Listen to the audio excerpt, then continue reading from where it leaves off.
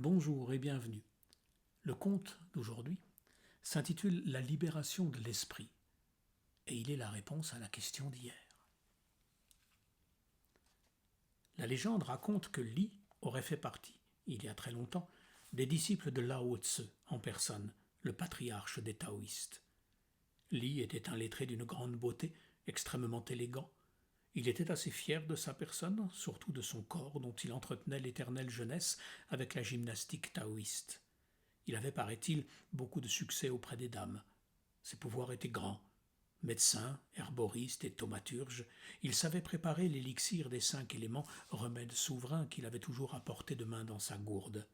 Il connaissait aussi tout de l'art du voyage astral.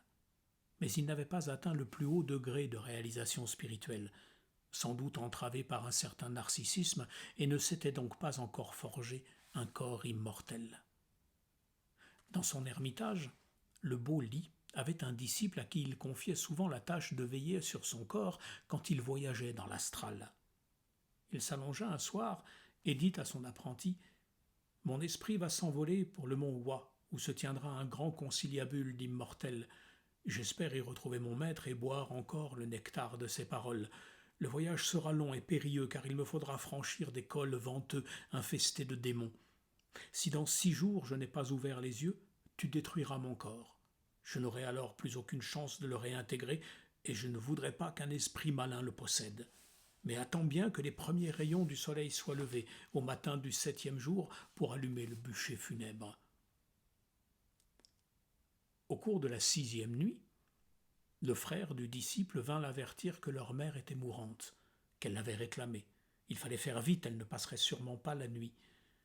Le jeune adepte était désemparé à l'idée d'arriver trop tard. Il se dit que l'esprit de son maître était sans doute prisonnier quelque part ou avait perdu son chemin. Il pensa qu'il ne reviendrait plus. Comme l'aube était proche, il empila du bois, déposa le corps sur le bûcher et y mit le feu. Puis il courut au chevet de sa mère. Juste avant que les premiers rayons du soleil ne viennent lécher le sommet de la montagne, l'esprit de Li survola l'ermitage. Quand il vit le brasier incendié la nuit, il comprit que sa dépouille partait en fumée. Il se dit que c'était une leçon du destin, qu'il était ainsi libéré de ce corps auquel il avait été trop attaché. Mais il lui fallait en trouver un autre pour achever son évolution spirituelle et obtenir l'immortalité. Il ne voulait pas perdre les connaissances qu'il avait acquises dans cette vie et qu'il oublierait sans doute s'il se réincarnait par les voies naturelles. Il faut parfois plus d'une vie pour se souvenir de ce que l'on sait déjà. Il devait trouver un corps, maintenant, avant que ses pouvoirs psychiques ne se dissolvent. Et s'il ne le faisait pas avant l'aube, son esprit perdrait la force d'animer un cadavre encore chaud. Il ne lui restait que très peu de temps. Il chercha désespérément dans les environs une dépouille qui convenait mais n'en trouva pas. Certains corps étaient trop refroidis et tout raides, d'autres n'avaient pas encore complètement abandonné l'esprit de leur propriétaire. L'horizon pâlissait. L'esprit de Li s'affola. Il aperçut enfin une âme qui s'échappait de son enveloppe corporelle. Il se précipita dans le corps. C'était celui d'un mendiant difforme, avec un visage simiesque. Et c'est dans ce corps disgracieux que l'esprit du beau Li atteignit son but.